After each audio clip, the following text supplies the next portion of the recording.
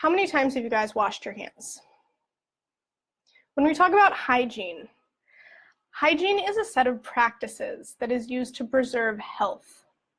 According to the World Health Organization, hygiene refers to conditions and practices that help to maintain health and prevent the spread of diseases. Many people equate hygiene with cleanliness. However, it's a much broader term than that.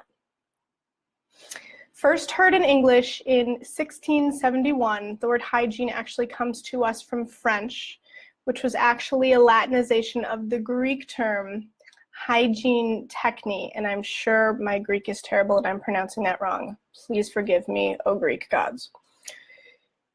Hygiene techne means the healthful art, from the term hygieis, healthy, sound, hearty, literally to live well.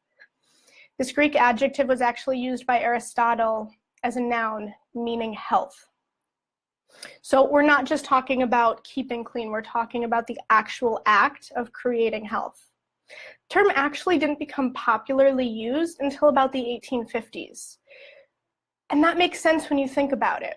We think about things like the plague, things like the fact that the average age in the Middle Ages was only about the 30s because of disease and sanitation concerns. Things like everybody using the same bath water. The fact that they used lead in cosmetics and mercury to treat disease. Again, these are all things that we would never do at this time because we have a better idea of hygiene. Think about the plague.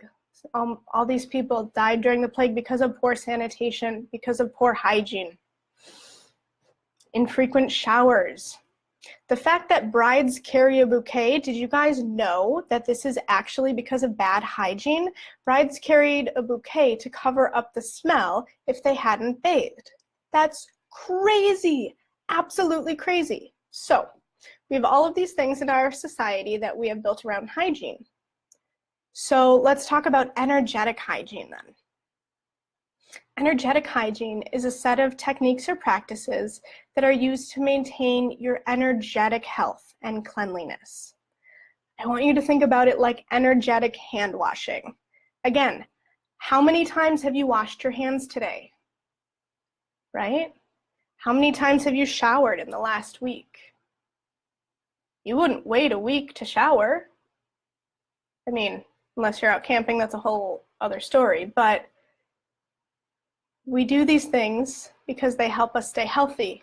They help us stay clean. Same thing with energetic hygiene. So why is it important other than the fact that it is keeping our energy body clean?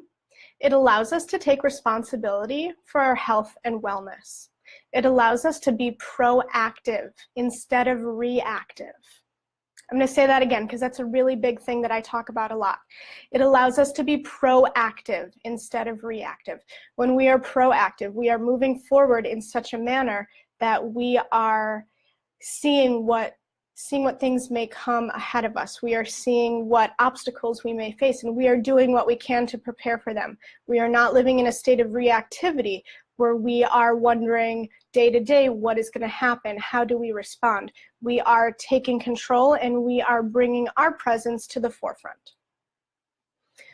When we accumulate too much energy, we often feel heavy, dense, weighed down, can often manifest as angry, sickness, being stressed out, on edge, anxious, dull, scattered.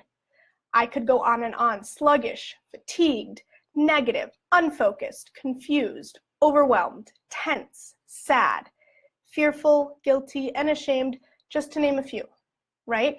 Anytime that we are not maintaining that energy body, we are allowing all of that energy to store on up, and then it explodes. And it doesn't go well when it explodes. So that is what we talk about when we're saying proactive versus reactive. We maintain ourselves so that we don't find ourselves in a situation where we are in a reactive state, because that never feels good. Plus, you wouldn't wait 2 months to shower or wash your hands on your physical body.